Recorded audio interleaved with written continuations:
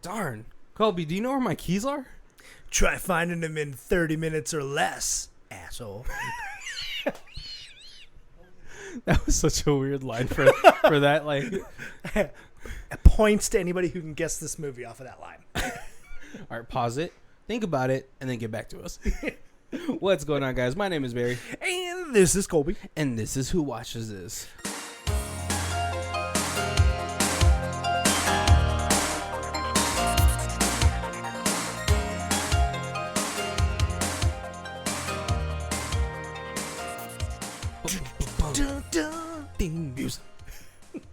What's going on, guys? Welcome to Who Watches This, the podcast. Yes. This is the third episode in our Versus Month. Right. I don't know why I said that. Oh man, you know it's funny. Like when I keep trying to look at versus movies, there's not that many movies with verses in the title anymore. Yes. Well, not a lot of movies that I've seen. Because when I was searching for this movie, there's a plethora of aliens versus blank a bunch movies. of sci-fi movies. Yeah. So probably all under $1 million budget movies. Right. Or like a lot of old school like Godzilla movies. Godzilla versus. Yes, yeah. But there was like aliens versus ninjas and aliens versus zombies and aliens versus Avatar. And Wait, Avatar, which one? Like the Airbender or the James Cameron? Probably the James Cameron one. But it would be fun to watch it versus the Airbender. That might be a better movie. I know. I think I guess we have just moved away from putting two franchises against each other. I think we should bring it back. You know what I'm surprised we never had a versus of is a Chucky versus Puppet Master. Some of the things I feel like you're just purely fighting the movie rights. Right, like you got two different companies and neither one of them wants to give it up. Well, that's definitely why we still haven't gotten X-Men versus Avengers. Right. Which was like a huge comic event. What, like 2015, 2016? Yeah. Yeah. And Marvel really milked the cow on that one with all these crossover issues. It was in like everything. Like every single and Marvel has like 75 titles. Right. And like 72 of them crossed over. But hey, now that Disney owns parts of Fox, but it's true. Yes, we might get a Marvel or X-Men versus Avengers. We should be able to. And just to as a total side note to this, I watched X-Men Dark Phoenix for the first time this week, and it did not suck anywhere near as much as I expected it to. Like everybody told me it was just hot trash, and I didn't hate it. Yeah, but Colby, there's a lot of things you don't hate. That is true. You to this day, you still defend House Shark. That was genius. Low budget, yes. Genius level. That movie will never be on this podcast. A little side note too. Totally off topic. My friend and I were watching some Canadian show. And we were talking about breakfast, and I was like, do they have a breakfast poutine? And mind you, he hates sweet and savory things. Okay. And so I was like, what would a breakfast poutine entail? And he was like, well, it would be fries, scrambled eggs, ham, not bacon because it's Canada. Right. Oh, yeah. And drizzled on with some syrup. And he was like, if we ever have a poutine shop and someone comes there in the morning and you're not there, nope. I'm going to tell him, nope, not in my menu. Get out of here. Okay. We got to get back on topic. That may be the sidest story we've told. Not in this podcast. Any podcast. All right, we got to get back on track. If you guys have not guessed what we're doing because we've only given you a very obscure quote, Right. It is Alien versus Predator. It is not. 2. It is Aliens versus Predator. Requiem. Probably the darkest movie ever. And not in tone. It's like literally filmed in shadow vision. And I'm mad, like, because like coming from like a photography background, I was just like, you know what? Me in college could have lit this movie a lot better than the DOP of this movie. Yeah, it shows the importance of good lighting. Because, I mean, like you said, before we started the podcast, you said you saw stills. Yes. And it looked awesome. Right. The costumes of the alien, the Predator, and the hybrid. The Predator Xenomorph. Right? All are fantastic costumes. And then they, like, darken them so much that it's hard to tell what... What was what? Yeah. You only ever got to see the Xenomorph Predator in Predator Vision, which doesn't do the costume design any justice. Yes, not at all. How frustrated would you have been if you were the costume designer? Right. Because then it makes it look like an alien with dreadlocks, and that's just bad. It's almost like, cultural appropriation. I don't know. Yeah, it is insane because, I mean... Like, obviously, before this movie ever came to being, it was always, like, a discussion at fast food tables. Right. Who would win? Right. And then then Dark Horse ended up making a comic off of it, and everybody was like, this is awesome. Why is this not a movie? Exactly. And so it's just such a wasted opportunity because for a fact that there were so many fanboys that were super excited to see a Xenomorph Predator hybrid. Yeah, I feel bad because I saw the 2004 Alien versus Predator AVP. Yeah, I saw that in the theaters, and I loved it. Mm-hmm. Awesome, it's awesome, right? It is. And then I don't know how this one slipped by, and I was just when we were looking for versus movies, I was like, there's a second Alien Predator movie? Oh, really? How did I not even know that existed? That was in theaters, Kobe. I watched it in theaters, and I was like... Should have as well. I am disappointed in myself. And, I feel like the first movie didn't get enough credit as it should have, because it was, I think, one of the first movies where I saw a female person of color... be like the hero, right? It was awesome because I'm pretty sure there's a ton of people like, all right, well, who's gonna die first? It's the long running joke of horror films. Yes, but she was a complete badass who got tagged by the Predator. She got the scar of honor. Right. Yep. And she was accepted by the Predators to even get one of those fancy schmancy, what's it called, like staffs or spears from them, and just like showing you've killed an alien, a xenomorph. Yeah, and it's like such a huge honor from this alien race that makes it its goal to just hunt things. Right. Super badass, and so. I'm kind of sad that this movie didn't have really... the humans were really just props. They were a side story, yes. Yeah. They did not necessarily need to be there. They were definitely the weakest part of the movie.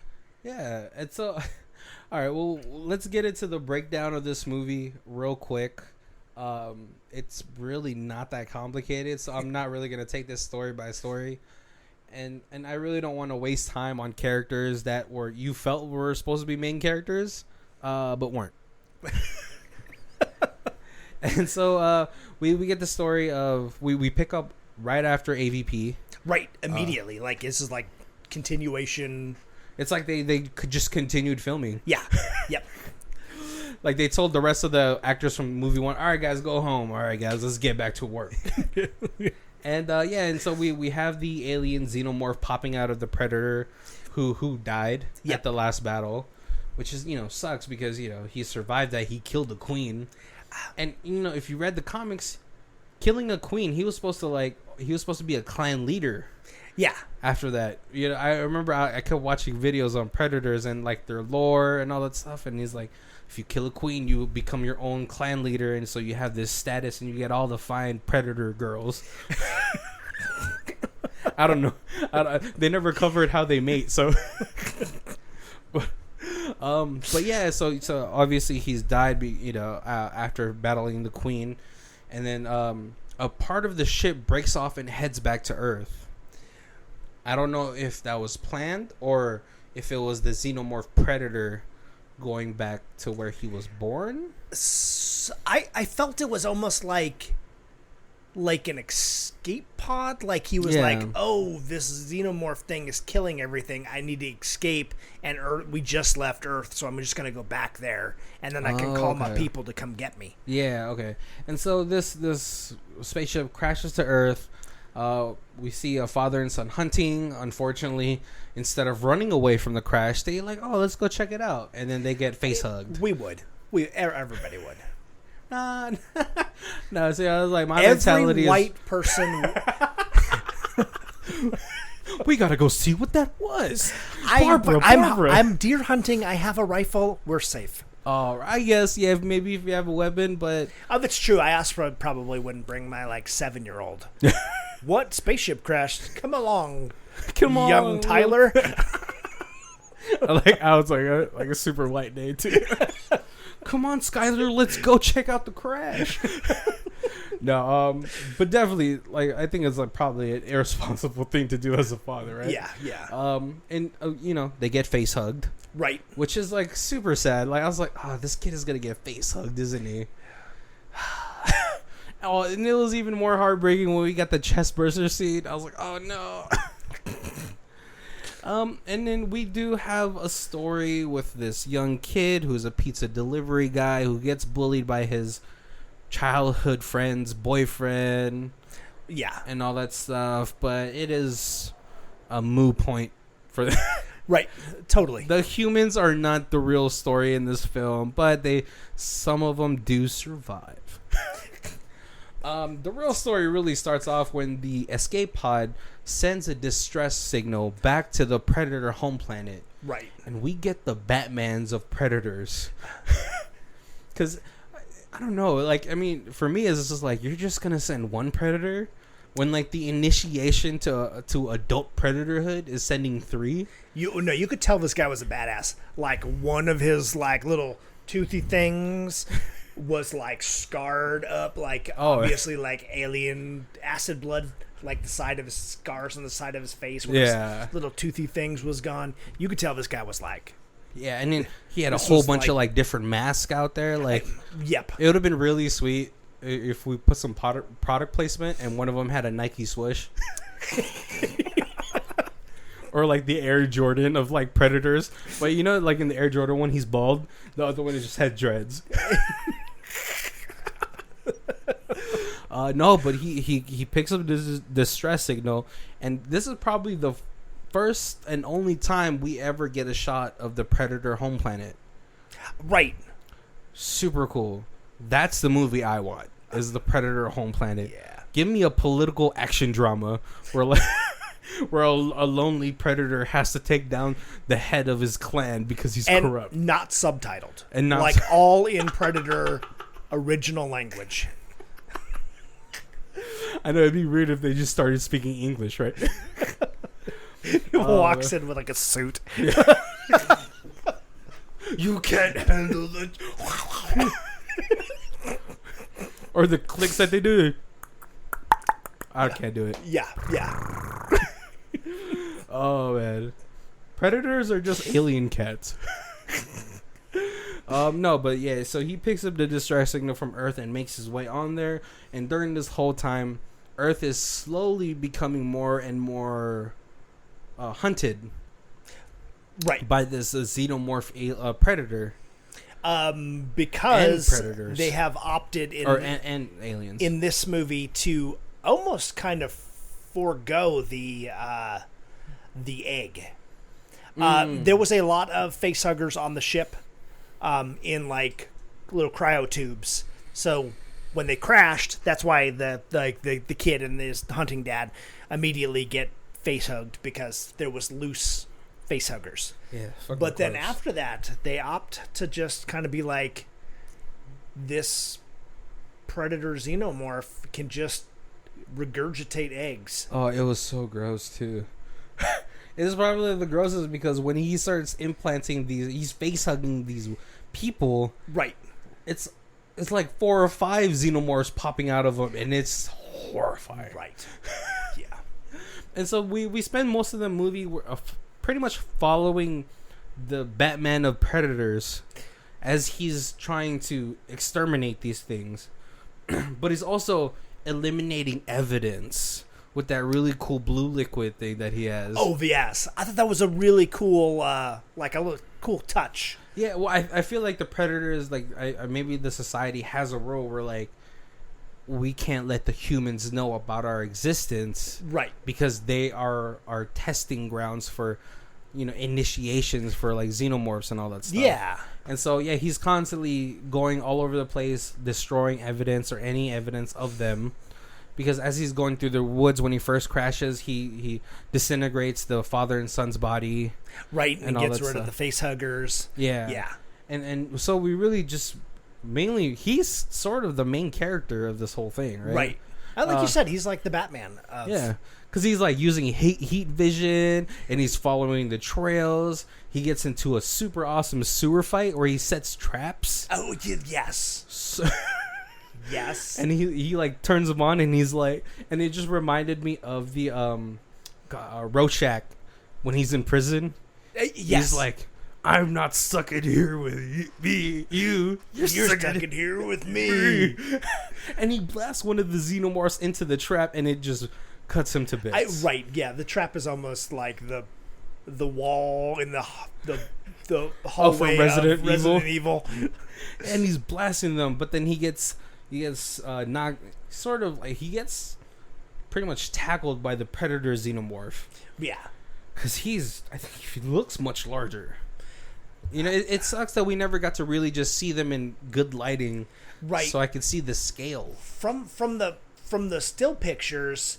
It's not significantly larger. It just has the tail. Oh, the tail is the most dangerous part. That is the most dangerous part. And so the xenomorphs and the predator alien, xenomorphs and the predator, xenomorph, they escape to the surface, and so does the predator. And I was like, if like there's cars driving by, and I'm like, does no one see that? Like, well, apparently that's kind of like they don't make a big deal, but then shortly after they're evacuating the town. So yeah. Apparently enough people called and was like, there is crazy creatures coming out. Weird, shiny, hairless bears attacking the city. I don't even know what you would describe them as. Well, I think if you just saw an outline, it's like, that guy has dreads. Right. Yeah. I was like, but then like a predator's also like 7 feet sometimes. Right. From what I see them. I mean, the AVP movie, he's not that tall, but then in other movies where he's standing toe to toe, like Arnold Schwarzenegger is like huge. Yeah. A good head above Arnold. Yeah. And Arnold's not a small guy. Yeah. It's like, so yeah, I guess you could describe it as like, yeah, there's a bear with a mask on. It's one of those funny masks that you get at like theme parks where it has like hair. I think it's like a hat. I don't know. Please come here. And so like the whole town has been getting face hugged. Yes. Terrifying. Gross. Right. And we do get a really cool pool scene where like we have these like non-important humans about to like go in for skinny dipping. We get a line about, what are you looking at now, me or the clock? And I was like, well, your boobs are out, so. And then the bullies come in, and the bullies all jump in the pool to try to drown the punk kid. Right. And then unfortunately, they met the xenomorphs in their most natural habitat. Yes. They swim in there like a torpedo. Right. terrifying. And I remember that from previous movies. They did a couple where they're in the water, and it's just more scary. And some of the kids die in there. The predator shows up, acids the whole pool. Yep. I was like, what is in that acid? And is anyone safe after to go into that pool? The pool is drained, so apparently it's an acid that's strong enough that it ate through like the bottom of the pool and drained the pool. Right, because you don't want to be the diligent swimmer to go in there in the morning for laps and die. Right. Yeah. And so a chunk of this movie is really hard to see, so you don't get to see much. Obviously we have humans trying to run away. We have a group of humans that have contacted the National Guard, and they said, meet us in the center of town. But one of the people that's with them is former military. Right. And she's like, no, we should be getting out of town and away from the epicenter. Right. Yeah, because obviously the center of town is going to be the most populated area, so that's going to be where the most aliens are going to be at, so we don't want to be there. Yeah, there is no way you're going to have an extraction point in the most dangerous zone. Right? Unless it really is the only place to go from. But, so the group splits up. The sheriff, and he takes a couple of more panicked people with him, because then they're going to pick us up. Well, we have the main humans that are still not important, but probably the most important. Right. Go for the hospital because there's a plane that the former military woman. Oh yeah, because the military or the helicopter for the hospital. Yeah, like the emergency evac. Yeah, and so that's their whole journey. Not important. We get more awesome AVP Alien versus Predator fights at the station, at the what's it called, the where all the electricity stuff happens. Oh, it's power plant. Yeah. Where all the the place where you catch Zapdos.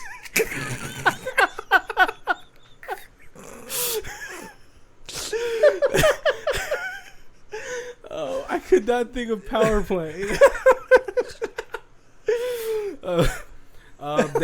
They have a pretty decent fight in there. I mean, the Predator does not care about humans.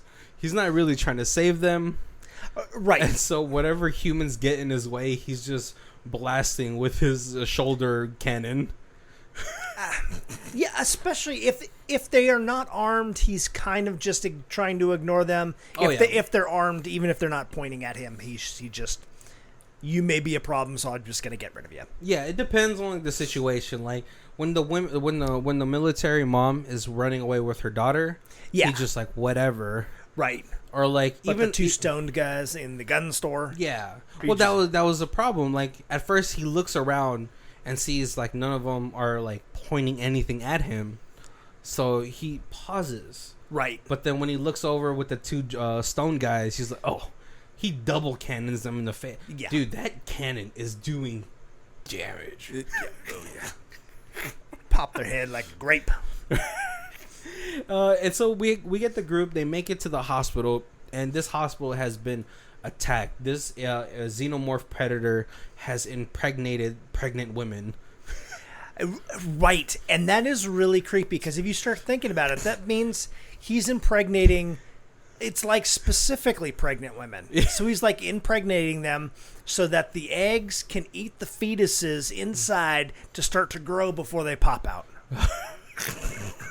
See, in my mind, did I think too much into that? No, in my mind, he's impregnating these women so he can impregnate the baby inside him. So we get 3 layers of aliens. Oh, that's even worse. Yeah. And it is terrifying because the first pregnant woman that gets implanted is the other pregnant women in the ward are terrified and it is graphic the way that he is just planting these eggs in her, because you could see it go down her throat. Yep. And you could almost hear the and embryos in this much faster than any other movie. Yeah. Yeah. Well, I mean, it's a hybrid, right? It is a hybrid. So maybe that's what it is. I don't know. Right. But yeah, so they get to the hospital, but now the hospital is just swarming with these. Are they just xenomorphs, or are they xenomorph, like half xenomorph, 1/8 predator, and 1/8? I don't know. So I feel like they've got to be more like regular xenomorphs, because it's kind of taking the thought that your alien baby is being determined by the DNA of its host. Oh, okay. And so and that's why when it popped out of the predator, it's like a predator hybrid. But when it pops out of the people, it's much more like the xenomorph. The xenomorphs. There's probably like a slight variation, but unfortunately with the lighting, we don't get to see that. Right. Yes, because they had much like pokier faces. I think so. I don't. It was hard to see. By saying pokier face, that means nothing to the people who can't see any of this. I haven't seen the movie. It's a pokey face. What the hell is that? More like triangular, like it's more like spinier. Yeah, something like spikier. I don't know. Yeah, spikier. Yeah, like the front of their face where the mouth comes out seems more. And Not as round, bubbly. Yeah, it's so the humans do find a way to make it up to the rooftop to get into the helicopter. But one of the guys, I think the older brother of the pizza delivery guy, they somehow got the Predator's cannon, and so he's like, guys, go! I'll hold them back and I'll meet you there, which is like 50-50. Yep. But before he gets super wrecked by the Predator alien or xenomorph, the Batman of the Predators shows up. He at this point has shed a chunk of his gear. Right. I don't know why. Did you catch it? The reason why? Or so it was basically like final fight where the xenomorph, the Predator xenomorph was like, you and me hand to hand, and he's like, we could do this. Oh yeah. So I'm shedding everything except for my giant one-arm claw thing. Yeah. The Predators can. Which it does break. At that point, yeah, he does take off the mask. Yeah. And like, I think it was more for the Predator. He's like, okay, I got rid of all your little babies, and now it's just me and you. Right. Mano y mano. Final boss battle. Which is, I mean, if you guys don't know the lore of Predators, these sort of things hold a high importance to them. Right. As warriors, this abomination, he probably calls him that. He's like, in that Predator language, he's like, I'm gonna kill you with my bare hands. And he does, but in doing so, after stabbing him with something, I forgot what he gets stabbed with the tail. He gets that tail so sneaky. Yeah. But as this is happening, as they're going through their final fight and their death, the government has just decided to nuke the town. Right. Not just bomb the area where they think we're just gonna nuke the entire town. I mean, containment is a serious business. I'm surprised they never did that in Resident Evil. Well, because they have the wall, so most of them they have the wall up, and so then they. Yeah, no, just nuke it. I mean, for me, it's just wrong place, wrong time. Was like Hicks says in Aliens. Yeah. He's like, well, we'll just go into orbit and we'll nuke it from orbit because it's the only way to be sure. Exactly. Or what's it called? In The Crazies, the remake, where they just nuke the entire town. Because, I mean, what are you supposed to do at that point? If it's, from the footage that the government had got, it seems like these things are spreading very fast. Right, because they did not know there was a predator in there taking them out. What is the Predator supposed to get on the Zoom meeting? Hey guys, don't worry, I'm on my way to take care of it.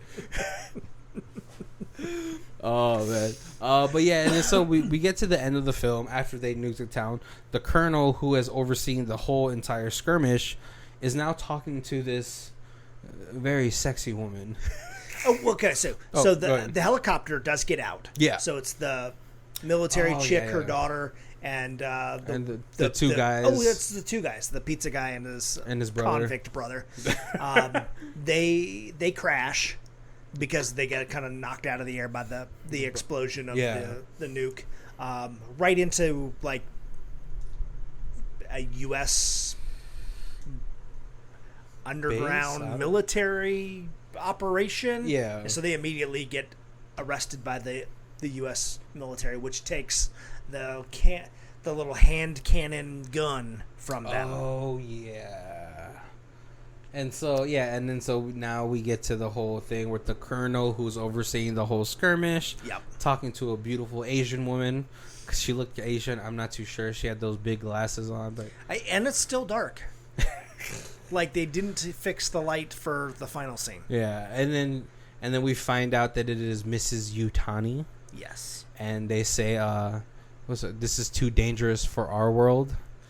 And then she says, it isn't for our world, or something like that. Something like that, yeah. And then the movie just ends. Yep. Totally set it up for a sequel. That'll never happen. I think this bombed in the box office, so that's why it never really got picked up for a third film. Yeah, I watched some reviews and stuff, and everybody hated this. I know, it was just, I think if they had just fixed the lighting, a lot of the sins of this movie would have been forgiven. Yes, I totally agree, because I didn't, I quite enjoyed watching this. For the parts that you could actually see. Right. And all the people were dumb, and then they all died, and you were, fine watching them die because they were dumb. Yeah. Well, I mean, the people in the helicopter, they're they did the smart thing. We got to get out of town. Yes. Number one thing that you got to do. Right. Get out of town. Yeah. I mean, obviously, they were going to get picked up by the government and they're going to get tested to see, do you carry any babies in you? Yeah. It's they'll be just thrown in a deep hole somewhere, so they can never talk about this. Oh, right? They just nuked a town. They don't care about if these people live or die. Well, because then the what's it called? The government's gonna spin it this major pipeline explosion eradicated this entire town. Yep. You didn't even know that there was a nuclear power plant in little tiny Gaithersburg or whatever. Yeah, who knew there was a nuclear plant in South Dakota?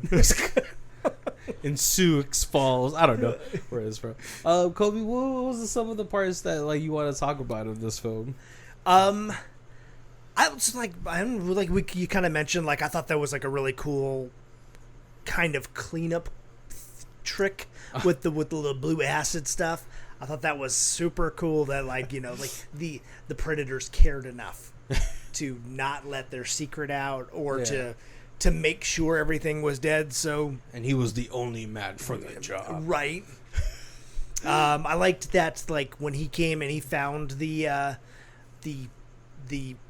first shuttle pod that had landed on Earth. Yeah. He blew it up. He basically imploded it so that none of their technology could be given to the humans. To these lowly life forms. Even though the humans found a gun. Right. At the end. I mean, are they when you're reverse engineering something like that, it has to, as the scientist or the whatever engineer, the cosmo engineer or whatever. Yeah. You have to be scared of tampering with something like that, right? Because who knows what kind of output this thing is giving off. That is true, right? Because what kind of is there some sort of radiation that's not going to agree with a human? Right. Yeah, it's they've got big meaty hands. Maybe it can be radioactive and not bother them. Exactly. Or what if as you're taking it apart, you press the wrong thing, and then you take out a chunk of the earth? I don't know. You gotta have some brass cojones to be the scientist about I could do that. Yeah. Oh yeah, like at the beginning of the film, one of the predators did try to set off that little self-destruct watch that they have. Yep. Must have been a Samsung. Don't worry, guys. I used to have a Samsung phone. Yeah. Till it lit and fire in your pocket.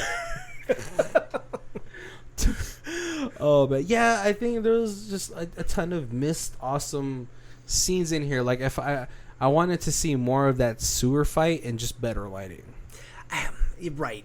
And like you said, that's really like the major faux pas of the movie is the lighting, because that sewer fight would have been much better. I mean, like there's a lot of. I apparently love bad movies. If you've been listening to this podcast, so there's like a lot of like the little silly stuff that I like totally can overlook and forgive. You know, it's just you lose a lot when you can't see it. When you can't see it. Yeah. One of my favorite parts is just how the predator sets up all these traps. Right. Like it shows to you the level of intellect that even though like the predator is a very warrior centric like community or culture, right? That their battle IQ is just so high. Right. Klingon. That's like yeah.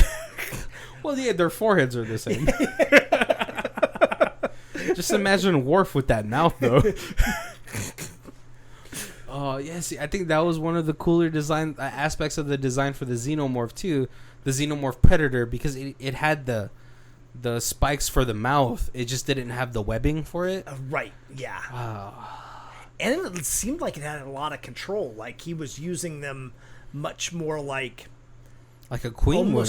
Yeah. Yeah. Like, what? I feel like it is. I guess it is kind of a queen, because it was... I know we have to we have to stop genderizing. These things are apparently gender fluid. Is it a queen? You're right, because it was impregnating people, or was it just giving people sperm? I don't know. It's eggs. Yeah, it's a seahorse. There it is. Right. So it was a man. Was it asexual, or is it like, or was it one of those? Is it like mitosis? You know, where you just like grow from one cell and it's just growing it in its tummy. I don't know. We need more comics for this. Right. Did you? Oh, so as a comic book store owner, we need the reproductive aspects of different types of predators and xenomorphs. Right. And in the hybrids, we need a biological report. Damn it. Colby, as a former comic book store owner, did you read the comics? I did read some of the comics, like they were way back though. I remember the Alien comics and the Predator comics were probably back in the 90s. Oh, okay. And so you read a little bit of it, right? Yeah. So those comics delve a little bit more into the lore of each of those species, right? Right.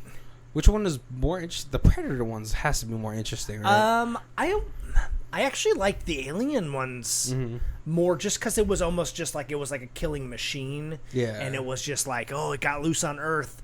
Let's see how fast it can. It can spread. It's a disease, is what it is. Where like the Predator one was like a political action drama, right? Weirdly, yes. Well, because I mean, like it was like a really cool like Predator versus Batman, and then they kind of did that like the Predator storyline of hunting, and because Batman was like the greatest detective. Yeah. So it was like a kind of a cool stalemate thing in there. Yeah. But yeah, I think I read a lot more Alien. I knew because of the warrior tribe like mindset that the Predators would have, I knew it would be more of a political type of comic with action in it, because there would be like shifting power dynamics and all that stuff. Right. Which is a little bit more interesting to me just because of like the level of technology that they have, the savagery, the battle IQ and all that stuff. It's more fun to see it all come together rather than just getting like movies of these things that like oh yeah, we hunt people for sport. Right. Because like, yeah, how if you do too many sequels, it's just kind of like replaying the same movie. Yeah, over rinse and repeat. And like, you know, I'm pretty sure the person who made the Predator was just like, what if we had the most dangerous game, but in space? Right. But like, you know, it's always fun to see predators go against other predators, or predators go against like the aliens. That was the most recent Predator movie, right? With the Predator. Oh, I Wasn't actually didn't watch that one. Oh, okay. It was kind of like a prison planet that people thought it was a prison planet because they were a bunch of prisoners or like warlords and like these, you know, mob bosses and stuff got like dropped on this planet. Yeah. And it was kind of like, are we fighting each other? Are we trying to figure out how to get out of here? And then all of a sudden there was predators, but then there was like different levels of predators. Yeah. Like different, or maybe it was different clans or different. Yeah, like warring clans for predators. That's the one with the one dude from Key and Peele, right? I think it's Michael. That's the most recent one, right? I think it's like, the most recent one. Yeah, because I know there was one with Adrian Brody where they got dropped off on a planet, but it was like a hunting ground planet, where it almost mimicked. I feel like the Predators picked that planet because it almost mimicked the first movie, where it was in the jungle, straight up jungle. No. Okay, yeah, no, that's kind of how this was. So maybe I don't know. I think you're thinking about the Adrian Brody one because Michael Peele from Key and Peele was in the most recent Predator movie, and I think Dave Bautista was in it too. Oh, now I'm gonna have to go in. Now I'm gonna have to watch this a more updated Predator. I think it came out like a couple, like 3 years ago, and I think is the one that you're thinking about? Did it have a samurai battle towards the end of the movie? It had Morpheus was in it. Oh yeah, see, you're thinking about the Adrian Brody one. Okay. Yeah, the one with Topher Grace. He's a serial killer. Yes. Yeah. Yep. Yes, yeah, and then like the one where like it's also the one where Adrian Brody tried to do the mud trick, and it was like, no, we have counters for that now. Yeah. No, there's a more recent Predator movie with Michael Peele in it, and it's I don't know if it's supposed to be like a comedy action. Oh. Yeah. Okay. No, but maybe it's just like not seen that action comedy, with like a little sprinkle of comedy on it. Not a complete comedy, but yeah, different movie. Okay. Yeah, but it's always nice to see the Predator go up against something that's more their level. Because like a comedian. Yeah. Because like I think like in the lore, the Predators do not take any pride in killing humans. Okay, right. I felt like the first Predator movie was he was going against, like, they knew this was an elite military group, and so it was like this, we can hunt them. And then the second Predator with Danny Glover, they were going against like all the drug kingpins in that town. But so it was kind of like a. But I think even then, they only send the Predators that have no status yet. Oh, okay. Yes, yeah, I see what you mean. And then they tried to, when they did the whole AVP thing, they tried to instill that to become a marked one, you had to kill like a hive. Right. And and then sometimes the hive doesn't involve the queen, and then to become your own clan leader, you have to kill like 5 hives and 3 queens or something. And so it's odd that, like, are these predators just, is there a planet of just xenomorphs and they go there to harvest face huggers? Right, because there's a couple storylines where like the alien, like they found the aliens, and the aliens are just like this pure killing machine. Yeah. So it's like a fun thing. It's like, hey, let's take our new people and take them to like Africa and let them hunt like a wild jaguar, something that if they're not skilled enough, that's going to kill them. Yeah. Kind of like that kind of thing.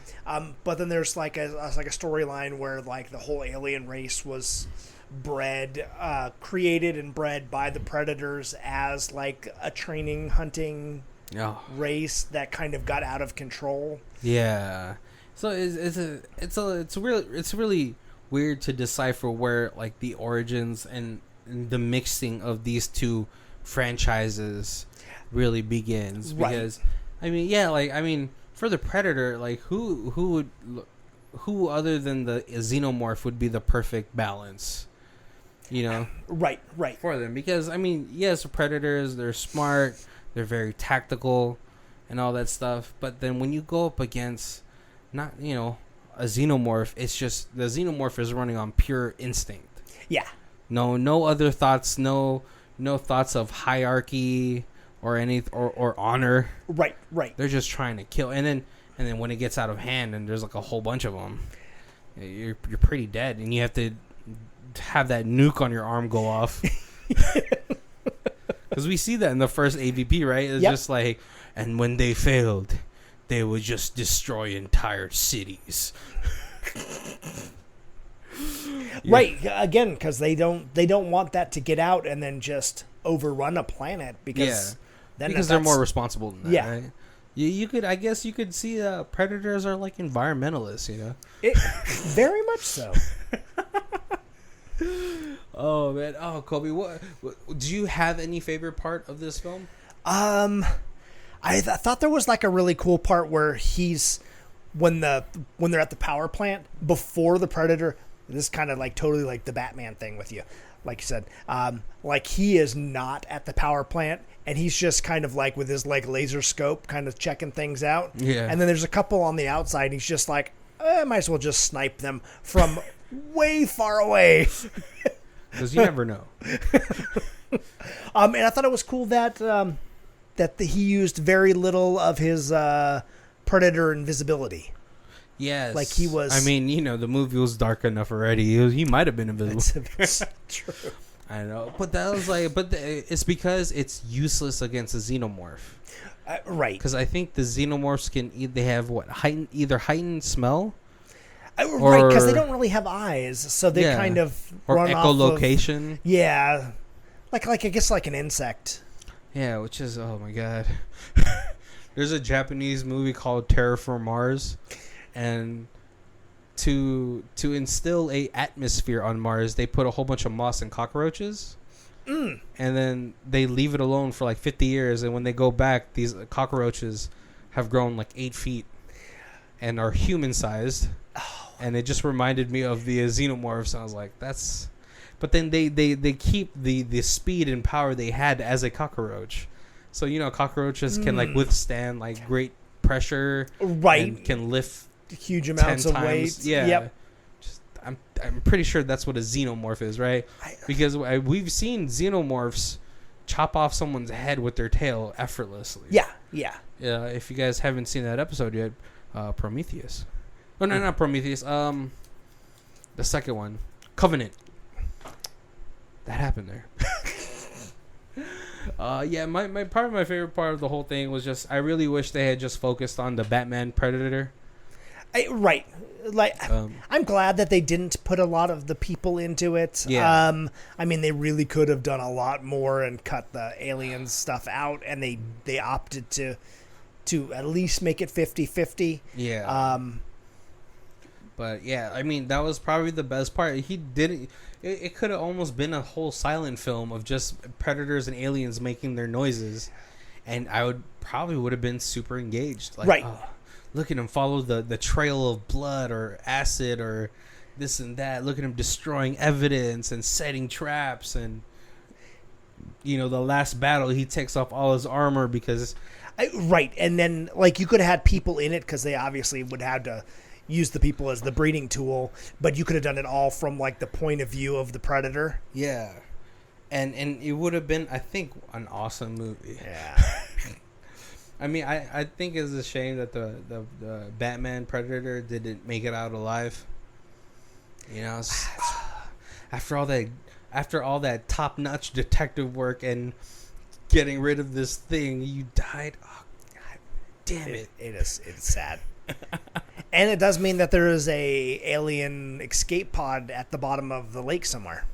Oh, right. Oh, and is that how the Utanis built their corporation off of? Did they find did the bomb get to the escape pod or not?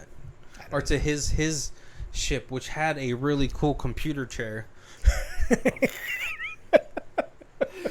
I think they just made one like that, and it cost like $3,000. I would buy that. We are getting to our hour mark, so we got to get to our review. Yes, our final review. If this is the first time you're joining the Who Watches This podcast, thank you for joining us for this episode. We do our reviews in 4 different ways. We have stream it, DVD it, Blu-ray it, and Ultimate Box Collection. Colby, where are you at? So I kind of like was looking at this. I was like, because this is Alien versus Predator, is this going to fall on the Alien side? Is it going to fall on the Predator side? How would they do an Ultimate Box set? They did, obviously. They have a DVD and a Blu-ray that's both AVP and this one, with just the 2 movies. But they do have an Ultimate Box set, which is 6 Alien movies, AVP, and this one. And I really like the Alien movies. I would... Even the one where it was like... Ridley. And he got sucked out of the space hole thing. I really like the second Alien, the Aliens, like the second movie is legitimately in like my top 10 favorite movies of all time. Oh, I mean that was the better. Like a lot of people were like, "Oh, this was better than the first one." It was so fantastic. That's the one with the girl, right? The little girl. Yeah. New. Okay. Yeah. Yeah. So I would probably go Ultimate Box set with this. If we weren't doing that, I would definitely. I would love to do. I'd probably do a Blu-ray with the AVP and then this one. You think the Blu-ray would have a remastered lighting? You know, there is both a director's cut and a unedited cut, like an extreme unedited cut or something like that. So I would be interested in seeing if either of those lighten it up a little bit and what other extra stuff they'd add in. I always kind of like that they throw. Yeah. I don't need it to be like Lord of the Rings where they make the movie yet an hour and a half longer. Peter Jackson. Damn you. But I love it when it's like 12 to 20 minutes. Yeah, just extra. See, I would get the Ultimate Box Collection if it was the Predator stuff. So they have a Predator Ultimate Box, but it does not include these 2. I'm not sure why that these get stuck on the Alien side. I don't know. Maybe they hold the rights more than the Predator. And then I couldn't find, there wasn't an Ultimate Box set with everything. Oh, if they had everything, that would be no questions asked. With the Prometheus movies, and I need the Prometheus and the Covenant movies in there too. It's in there too? Yeah. Oh, does that mean they're not going to make a 3rd movie? Damn it. You know, I don't know. A little story for you guys before we call it a night. Since we're talking about like Lord of the Rings and stuff like that, I was on Tinder. I got matched up with a girl, cute girl, awesome. You know, I read her profile. She likes a lot of the stuff I like, you know, anime and all that stuff. But she has a Harry Potter tattoo. Right? So I open up with a line. I was like, you know, this is kind of funny, so I'll say it. Like, hey, just a warning. I've never seen any of the Harry Potter movies. And she hits me up with a, deal breaker. And I thought it was like a joke. So I was like, you know, so I said something else. And then she never says anything back. Interesting. You feel like that would just be like a chance for her to show me the movies, right? Right. Like, oh, then that means we can marathon it, and then you can tell me how great it is. Right, and then if you come back with, no, I don't ever want to see him, then maybe deal breaker. But that totally seemed like a chance for you to show me free 7 dates. Right, and it's a chance for her to be like, to watch the movie again, but through my eyes. Right. Because don't you love showing somebody a new movie? Do. And you watch them and you hope that they love the movie as much as you do. Yes. Yeah, because if I see a movie that very much impresses me, it's not enough for me to tell somebody else to watch it. Like, I need to watch it with somebody.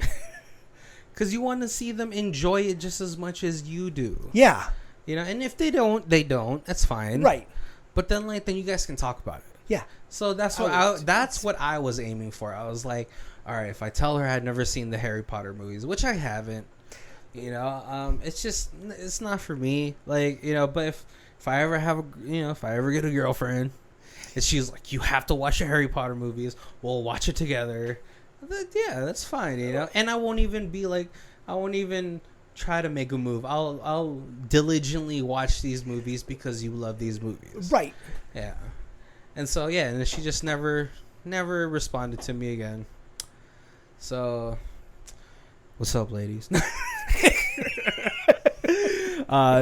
Thanks for watching our show, or thanks for listening to our show, whether you're on your commute or you're doing work and you just like to listen to podcasts, and this is one of them. Thank you. We will be setting up a Facebook account finally. I will set that up. Jeez. So you guys can talk to us more if you guys don't like getting spam emails from us or anything like that. We don't spam you guys, don't worry. But if you guys do want to contact us, it's taken us this long to set up a Facebook account. We're not going to be into spamming.